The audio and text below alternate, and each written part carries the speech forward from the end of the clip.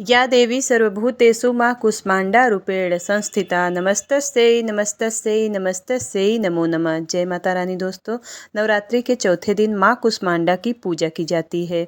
मां कूष्मांडा सूर्यलोक की अधिष्ठात्री देवी मानी गई हैं। इनकी पूजा करने से सूर्य के समान तेज की प्राप्ति होती है, आरोग्य की प्राप्ति होती है, बुद्धि और बल में वृद्धि होती है, मन की एकाग्रता और स्मरण शक्ति में वृद्धि होती है। इसलिए नवरात्रि के चौथे दिन माँ दुर्गा के चौथे स्वरूप माँ कूष्मांडा की पूजा जरूर करना चाहिए। माँ कूष्मांडा माँ दुर्गा के चौथे स्वरूप का नाम है। तो आज के दिन भक्त को स्नान आदि से निवृत्त होने के बाद साफ स्वच्छ वस्त्र धारण करना चाहिए। आज के दिन नारंगी या हरे रंग का वस्त्र धारण करना चाहिए माता की पूजा करने के लिए। अब पूजा स्थल के सामने बैठ जाएं, गंगा जल में से जल से लोटा में लेकर जल का छिड़काव करें। फूल की सहायता से और चौकी और आसपास में भी छिड़काव करना चाहिए, शुद्धिकरण हो जाती है। फिर घी का एक साक्षी दीपक जला लें। दीपक जलाने के बाद अब गौरी गणेश को तिलक करें और उसके बाद कलश को तिलक लगाएं। अखंड ज्योति को भी तिलक लगाना चाहिए और माता रानी को भी तिलक, हल्दी और कुमकुम का तिलक लगाना चाहिए। अब हमें भोग लगाना है गणेश भगवान को और माता रानी को भी भोग लगाना है। आज के दिन कुम्हड़े का भोग लगाया जाता है, लेकिन कुम्हड़े से बने हुए पेठे का भी भोग माता को लगा सकते हैं।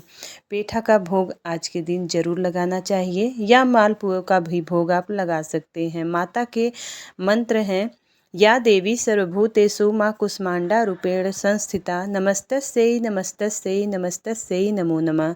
मां कूष्मांडा को लाल गुड़हल का फूल आज के दिन जरूर चढ़ाना चाहिए। इसके बाद व्रत कथा का पाठ करना चाहिए, या फिर आप दुर्गा सप्तशती का पाठ करते हैं तो उसका पाठ करना चाहिए, या आप सुनते हैं मोबाइल पे तो भी आप सुन सकते हैं। उसके बाद आपको माता के मंत्रों का 108 बार जाप करना चाहिए।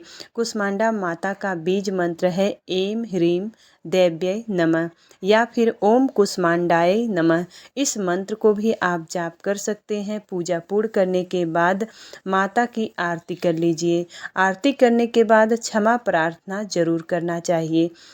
सभी घर के सदस्यों को आरती दिखाएं। जो माता को भोग लगाया गया है वह सभी प्रसाद स्वरूप ग्रहण करें।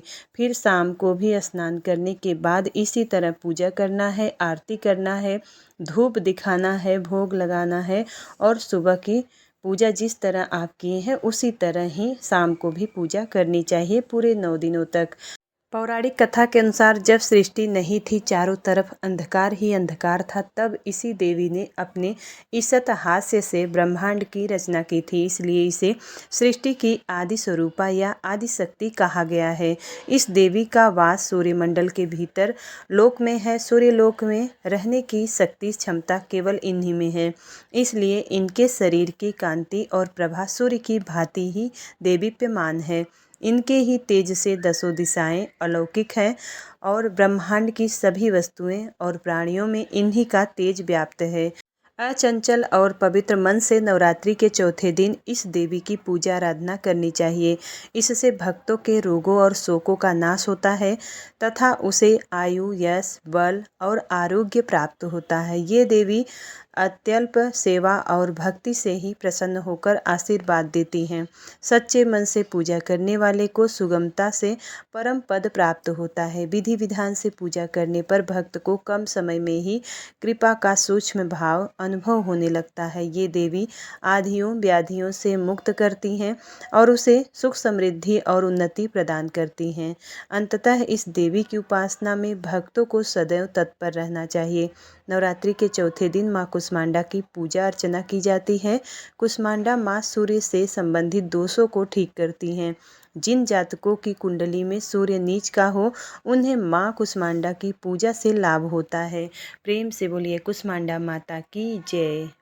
कूष्मांडा जय जग सुखदानी, मुझ पर दया करो महारानी।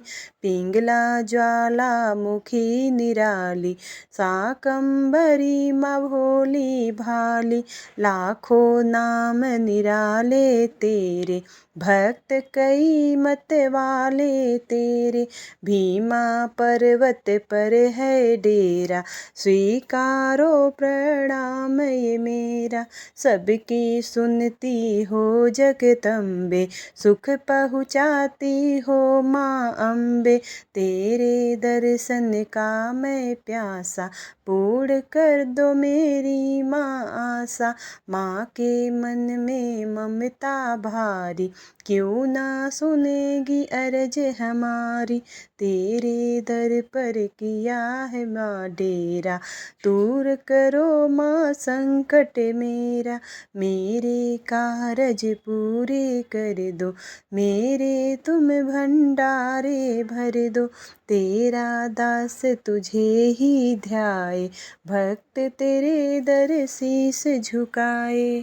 कुसमांडा माता की जय। पूजा और आरती करने के बाद क्षमा प्रार्थना करना चाहिए। तो अब करते हैं क्षमा प्रार्थना। हे परमेश्वरी, मेरे द्वारा रात दिन सहस्त्रों अपराध होते रहते हैं। यह मेरा दास है ऐसा समझकर मेरे उन अपराधों को तुम कृपा पूर्वक क्षमा करो। परमेश्वरी, मैं आह्वान नहीं जानता, विसर्जन करना नहीं जानता तथा पूजा करने का ढंग भी नहीं जानता। क्षमा करो देवी सुरेश्वरी, मैंने जो मंत्रहीन, क्रियाहीन और भक्तिहीन पूजा किया है वह सब आपकी कृपा से पूर्ण हो। जगदम्बिके, मैं अपराधी हूँ किंतु तुम्हारी शरण में आया हूँ। इस समय दया का पात्र हूँ, तुम जैसा चाहो करो देवी परमेश्वरी। अज्ञान से, भूल से अथवा बुद्धि भ्रांति होने के कारण मैंने जो न्यूनता या अधिकता कर दी हो वह सब क्षमा करो और प्रसन्न हो। सच्चिदानंद स्वरूपा परमेश्वरी, जगत माता कामेश्वरी, तुम प्रेम पूर्वक मेरी पूजा स्वीकार करो और मुझ पर प्रसन्न रहो। उम्मीद करती हूँ वीडियो आपको पसंद आई होगी। यदि वीडियो पसंद आता है तो एक लाइक ज़रूर करिएगा। चैनल पर पहली बार आए हैं तो सब्सक्राइब करिएगा और कमेंट बॉक्स में जय माता दी जरूर लिखिएगा। मिलती हूँ अगली वीडियो में, तब तक के लिए जय माता दी।